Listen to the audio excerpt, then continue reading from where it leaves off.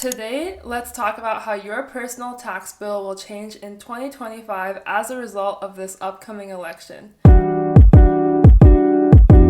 I'm making this video for you so that you know what's going to happen in 2025, and I'm also making this video for my dad because I think he also really wants to know what's going to happen. I'm Margaret, and I'm a practicing CPA who lives in the Bay Area, California, so let's get right on into this video. A lot of people are concerned with affordability right now and hope to save money in the future. We can't afford 4 more years of this.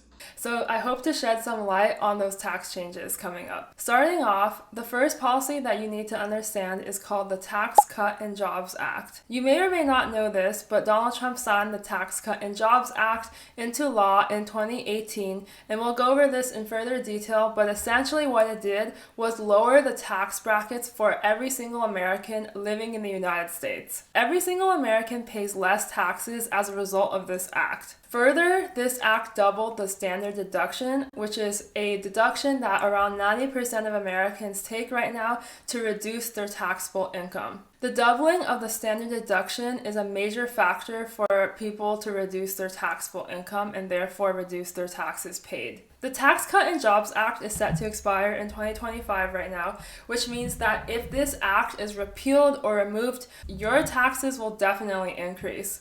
So currently, Donald Trump wants to extend this act that he implemented, while Kamala Harris has mentioned that she wants to repeal all or part of this act. I am proposing that we change the tax code as follows, and this will benefit the members of almost everybody who is represented here. On day one, we're going to repeal that tax bill that benefited the top 1%. To fact check this, and we're going to get into the details shortly, no, this does not only affect the top 1% of earners in the United States, this affects everyone.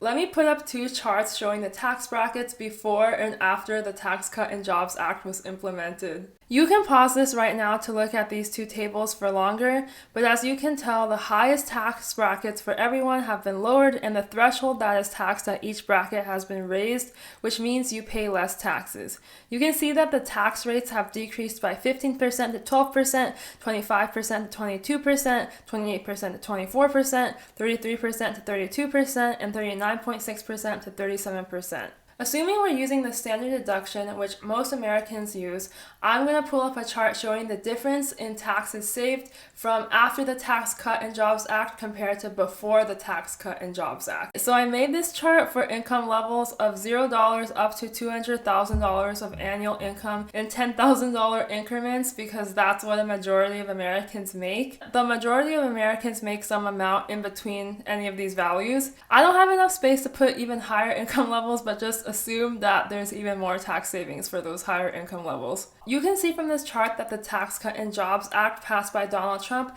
did in fact help all Americans of all different income levels save taxes. However, something else that you may notice from the chart is that people who make higher and higher levels of income do save more in taxes than people at lower levels of income. So the truth of this policy is that yes, everyone benefits, but obviously people at higher income levels will be saving more. The average American makes $65,000 a year, which means that as a result of the Tax Cut and Jobs Act, the average American has saved around $1.6 thousand per year. So this policy is really popular with a lot of people. Obviously, a lot of people want to pay less taxes. Actually, in a twist of irony, this policy is not very popular with the high earners that this policy is actually most intended to help.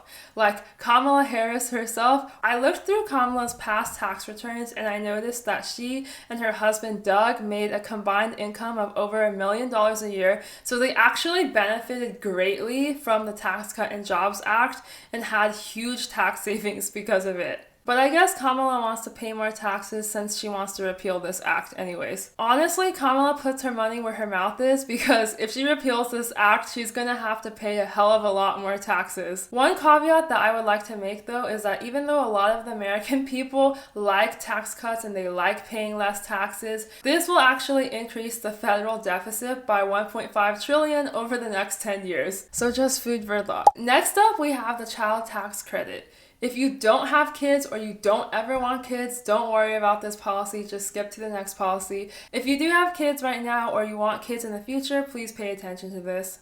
Currently, the child tax credit is $2,000 per child. What a tax credit does is offset dollar for dollar the amount of taxes you owe. For example, if you owed $10,000 in taxes this year, but you had one child, then you get a $2,000 child tax credit, which means that now you only have to pay $8,000 in taxes.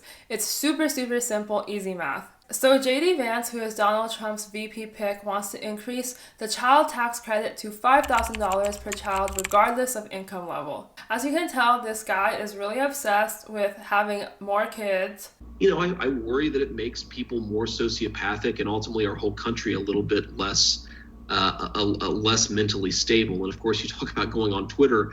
Final point I'll make is you go on Twitter, and almost always the people who are most deranged and most psychotic are people who don't have kids at home. But you know what? Kamala Harris also wants to increase the child tax credit as well. Kamala Harris wants to increase the child tax credit to $6,000 for newborn babies, which means that if you just gave birth to a kid that year or you just had a kid who is less than 1 year old, you can take a $6,000 child tax credit. Kamala Harris then wants a $3,600 child tax credit for children under 6 years old.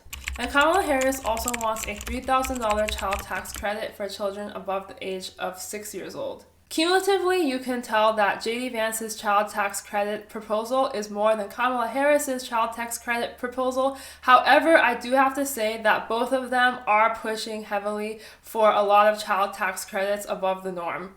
Next up, we have the home tax credit. Kamala Harris wants to give a $25,000 tax credit for first-generation home buyers. What that means is that your parents, your grandparents, and your great-grandparents and everyone above that has never bought a home before. Also, Kamala Harris wants to give a $10,000 tax credit for just a general first-time home buyer. At first glance, you might be feeling really happy about this one because you might think that this home tax credit is going to help you buy a home, but this home tax credit is not going to help you in the way that you think it does. If you give everyone money, you just end up driving home prices even higher. We currently have a housing shortage, and increasing money distributed to everyone is unfortunately not going to solve the housing shortage, and it's just going to simply boost housing prices across the board. Basically, what's going to happen is that housing prices will increase across the board and we'll have a lot of inflation, and you still won't be able to buy your home because everyone got distributed money. Also, this policy doesn't really help people who are lifelong renters and cannot afford to even pay a sliver of the down payment required for a home, especially in really, really high cost of living cities like San Francisco, New York, or LA. Also, another caveat of this is that giving everyone money to buy homes is going to increase the federal deficit by billions of dollars annually. The next policy that we're going to go over is no taxes on tips, overtime wages, or Social Security benefits. This one is pretty self-explanatory. If you make any of the above, then you will not need to pay taxes on them. Trump has decided that you should not pay taxes on any of these items, and then Kamala followed suit later by also saying that you should not get taxed on tips. Obviously, a lot of working class Americans love this policy, but again, this is going to blow up the federal deficit even more. Further, no taxes on tips or overtime is being criticized for being prejudiced or arbitrarily only affecting certain types of low to moderate income people. It is estimated that around 95% of low to moderate income people do not collect things like tips. The next policy is a change in the realized long-term capital gain tax rate to 28% for those making over $1 million a year. If you have an asset that increases in value and you hold it for over a year and then you sell it, the percent tax on the gain from the sale of the asset is currently capped at 20% no matter your income level. Kamala has recently mentioned that she wants to increase the realized long-term capital gains tax rate to 28% for people making over $1 million annually, and Trump is not likely going to change the long-term realized capital gains tax rate. And last but not least, the unrealized capital gains tax rate proposed by Kamala. We cover this in detail in my past video. I'll link it down in the description bar below if you want to watch it and learn more about this policy. Thank you guys all for watching my video. I hope you learned something new, and I'll see you guys in my next video.